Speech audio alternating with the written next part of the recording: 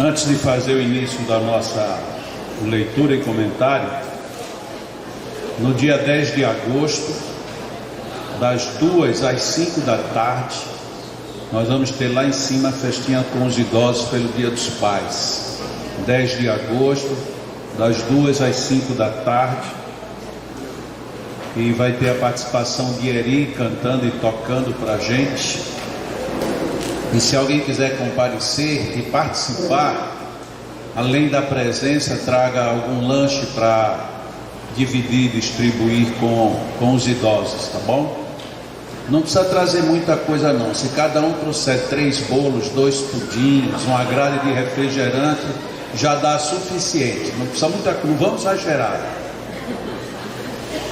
Fiquem à vontade. Dia 10 de agosto, lá na parte superior, onde tem os nossos idosos, vamos ter essa festinha pelo Dia dos Pais.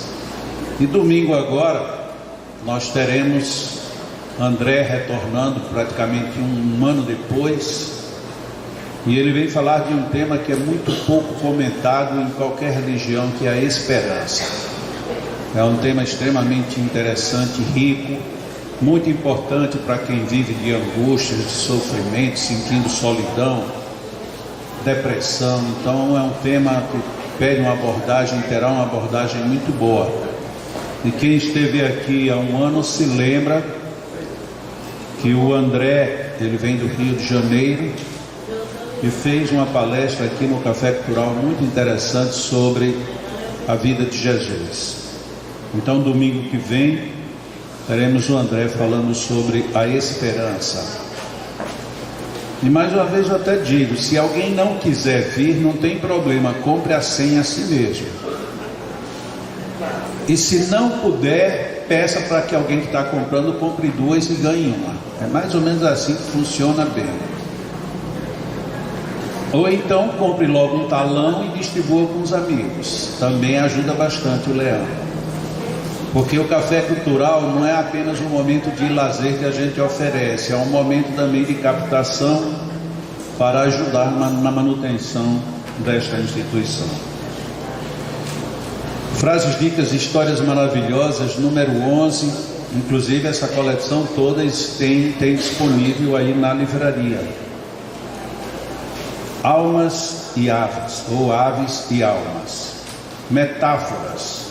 Pontes poéticas que o amor constrói e que fazem ligação entre coisas e conceitos. E dentre as metáforas poéticas que os versos sagrados utilizam, uma das mais belas é uma passagem dos textos da fé Bahá'í, que compara o corpo físico a uma gaiola e o espírito a uma ave que nela habita. Imaginar que o espírito pereça ao morrer o corpo é como imaginar que o pássaro morra ao quebrar-se a gaiola. Nosso corpo é apenas a gaiola, enquanto o espírito é o pássaro. Nada tem o pássaro que recear, porém, com a destruição da gaiola. A morte física, um mergulho no infinito, é a hora de voar. O suave voo das aves é uma metáfora visual a nos sussurrar que a alma é livre das limitações impostas pela matéria.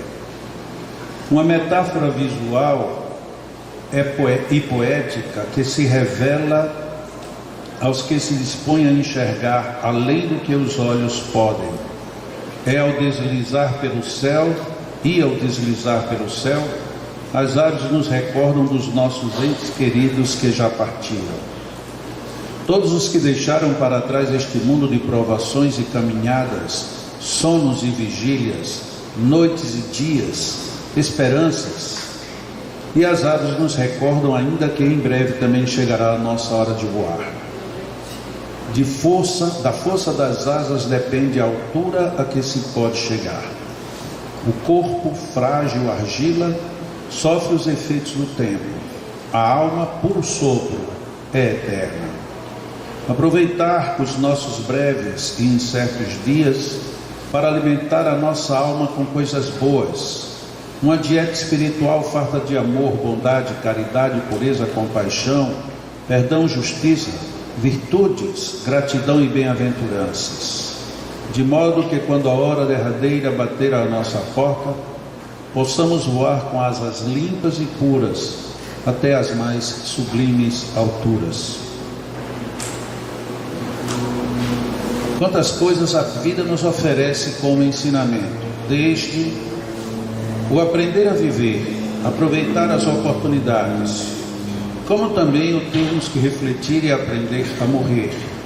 Porque na realidade a cada dia nós morremos, a cada dia nós retornamos, a cada instante nós temos mais uma oportunidade de aprendizado e a cada instante muitas vezes somos aprovados ou reprovados, não por um mestre exterior, mas sobretudo por aquilo que trazemos dentro de nós.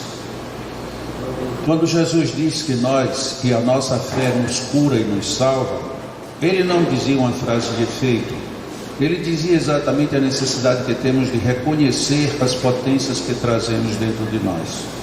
São muitas, são infinitas e são extremamente poderosas. Muitas vezes o homem se apega a um aspecto meramente fisiológico, de que quando temos medo e o nosso coração dispara, tudo isso é a reação apenas de duas glândulas, as suprarrenais, que jogam adrenalina repentinamente no nosso corpo. O pior é que a gente tem vivido um mundo tão material que acreditamos que é apenas isto. Tudo o que acontece é um jogo de hormônios.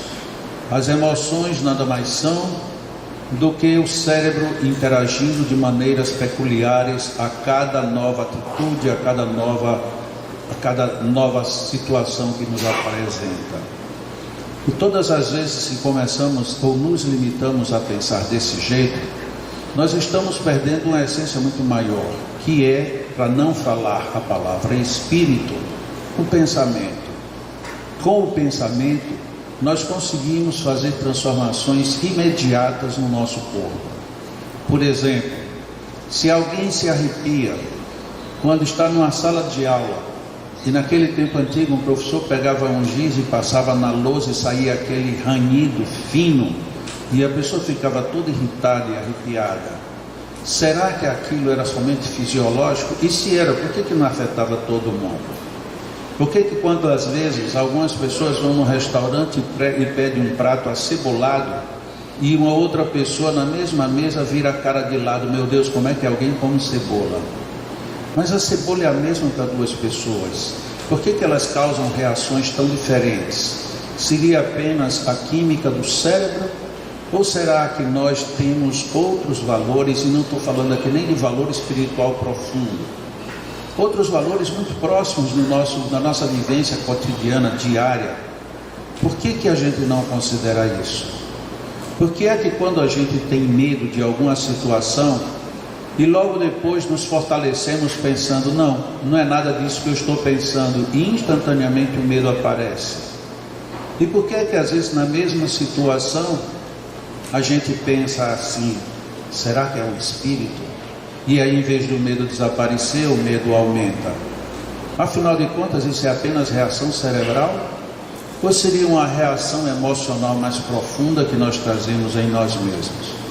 E à medida que nós avançamos na psicologia do dia a dia, nós vamos encontrando razões que não se explicam com a matéria. Vamos entendendo raciocínios que não tem nenhum substrato no próprio organismo, senão enquanto efeito, porque a causa está fora disso tudo. E que causa é essa? É exatamente o que a metáfora de hoje considerou. Nós somos as aves, nós somos aqueles que temos dentro de nós a liberdade de ir e vir, não é o nosso corpo. Quantas vezes a gente acha ridículo alguém que simplesmente vive se enfeitando demais, mas que não muda a personalidade para melhor. Outras vezes, nós nos admiramos de pessoas extremamente mal vestidas, e às vezes até de uma maneira grotesca, e apesar disso, essas pessoas transpiram uma paz, uma harmonia, uma alegria enorme. Quantas vezes nós não valorizamos a nossa essência maior? Anjos de guarda, todos nós pensamos que temos um, Mas por que eu uso essa expressão? Nós pensamos que temos, porque muito raramente nós acreditamos que o possuímos. Porque se nós acreditássemos mesmo que temos um anjo de guarda, o nosso comportamento mudaria instantaneamente. Porque nós saberíamos, tem alguém me ajudando, e esse mesmo alguém está me vendo. Tem alguém que está querendo que eu pense algo melhor, e ao mesmo tempo esse alguém está sentindo que eu estou pensando algo extremamente infeliz. Por que é que nós não fazemos um exercício de perceber o nosso anjo? E se percebermos, por que não o abraçamos? Mas não é o abraçar fisiologicamente, é o abraçar no sentido intencional de captar as imagens. Tudo isso faz parte da ave que nós somos, mas ao contrário disso, nós seguimos valorizando excessivamente a gaiola. Nós somos gaiolas dentro dessa metáfora. Nós somos gaiolas que andamos, que nos vestimos, somos gaiolas nas quais nós colocamos alimento para dentro e alimento para fora. Somos gaiolas apenas. Mas e a essência? Como temos cuidado dela? Ninguém precisa ficar nem se automutilando, muito menos se autocondenando. Mas todos, sem exceção, precisamos refletir nos reais valores que trazemos na alma. Porque a gaiola é apenas um corpo, ou o corpo é tão somente uma gaiola, que nos retém presos. É óbvio que nós não queremos sair daqui de qualquer jeito. Como um pássaro que nasceu dentro de uma gaiola, ele teme sair da gaiola porque ele não sabe se vai conseguir voar, e se voando ele vai buscar os próprios alimentos para a sua sustentação. Mais ou menos é o que acontece com a gente. Por isso é que o mundo espiritual nos sugere tanto: façamos amigos, criemos bons laços, porque é através disso que nós estabelecemos um padrão sintônico mais elevado. E ainda que não nos recordemos dos amigos que estão do lado de lá, eles se sintonizam conosco exatamente pelas emissões que fazemos. E quando partirmos daqui, é óbvio que teremos saudade, e muitos ficarão com saudades de nós. Em compensação, nós estaremos festejando a alegria de rever, de reencontrar criaturas que também já estiveram presas e que agora já construíram espaços amplos para nos receber no mundo espiritual.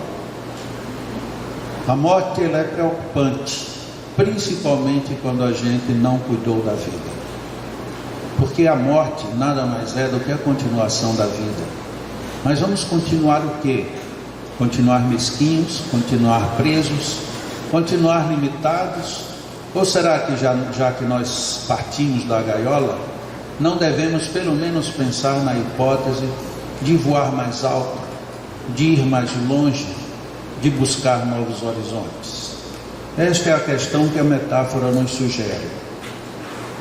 Ainda que a saudade macere nossos sentimentos, todos temos o direito de liberdade. E se temos, que saibamos usá-lo. Mas para usar essa liberdade amanhã é preciso exercitá-la a partir de agora. Nos fortaleçamos no bem. Este é o caminho. Você acredita ou não no mundo espiritual? Pouco importa. Você é espírita, católico ou ateu, também não faz a menor diferença. Afinal de contas, em que você vibra? Isso aí sim é importante. Você vibra em que frequência? Você vibra em que sintonia? O que você faz, o que você busca? Porque os adornos filosóficos e os adornos daquilo que a gente diz querer e acreditar, eles virão naturalmente.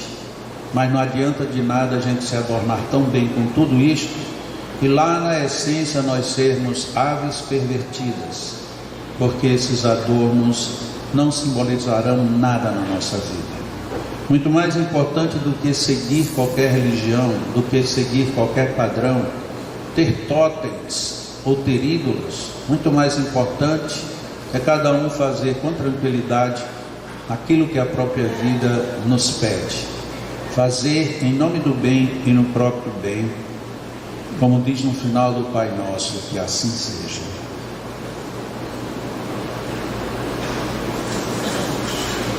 Deus Senhor, nós agradecemos por tudo. Agradecemos pela vida, por todas as bênçãos, inclusive aquelas que não nos trazem aquilo que não precisamos. Porque a nossa mente, ainda infantil, muitas vezes pede coisas que não nos seriam devidas, pede coisas que de certo nos atrapalhariam na jornada. Portanto, Senhor, em Tua sabedoria, obrigado por todas essas bênçãos e todas essas oportunidades. Obrigado, Senhor, pela família que temos. Obrigado, Senhor, pelo local em que repousamos, pela nossa refeição. Obrigado, Senhor, porque de vez em quando nos faltam algumas coisas. E aí aprendemos naturalmente a valorizar o que temos e o que não temos. Obrigado, Senhor, por estarmos aqui mais uma vez, vivendo esta vibração tão agradável, tão reconfortante, que nos fortalece e nos favorece melhores ideias e ideais. Muito obrigado, Senhor, pela vida. Gratidão eterna, profunda, serena, pelo respirar, pelo expirar, por esta gaiola abençoada que nos carrega a alma. Obrigado, Senhor, pelo carinho dos amigos. E se não tenho amigos, nem tenho os seus carinhos, ajuda-me, Senhor, para que eu seja amigo e seja carinhoso com todos. Agradecidos a Deus, inspiremos profundamente. Inspiremos, recebendo dentro de nós todas essas emanações de fluidos abençoados que nos envolvem e nos cercam. E expiremos pronunciando gratidão, louvor a Deus, louvores à vida. Inspiremos profundamente, retenhamos um pouco o ar e agradeçamos mais uma vez. Deixemos-nos andar nos braços da felicidade. A felicidade existe e nós que podemos nela conviver. Recebamos a felicidade, recebamos a tranquilidade, inspirando profundamente, retendo tudo isto dentro de nós e expirando com total gratidão. Nesses fluidos abençoados, temos também a oportunidade da saúde, da recuperação e da superação. Inspiremos profundamente esses fluidos. Retenhamos em nós e agradecidos expiremos. Os amigos espirituais nos envolvem um a um. E os nossos companheiros magnetizadores passam a nos doar também as suas energias, os seus fluidos, compondo um verdadeiro oceano de bênçãos, no qual estamos mergulhados, e que só nos resta nele absorvermos tudo de bom que aqui temos neste instante. Os nossos anjos guardiões nos abraçam com um profundo carinho, nos envolvem, nos favorecem com bênçãos e harmonia.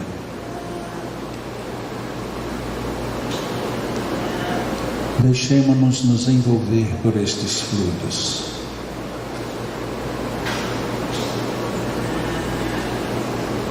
Sinta o bater do coração. Sinta o ar que ele entra e que sai. E nisto tudo coloque o impulso dos bons fluidos. Nossos corações atendendo aos batimentos do bem. Nossa respiração como fonte de captação e distribuição desses fluidos revigorantes, salutares.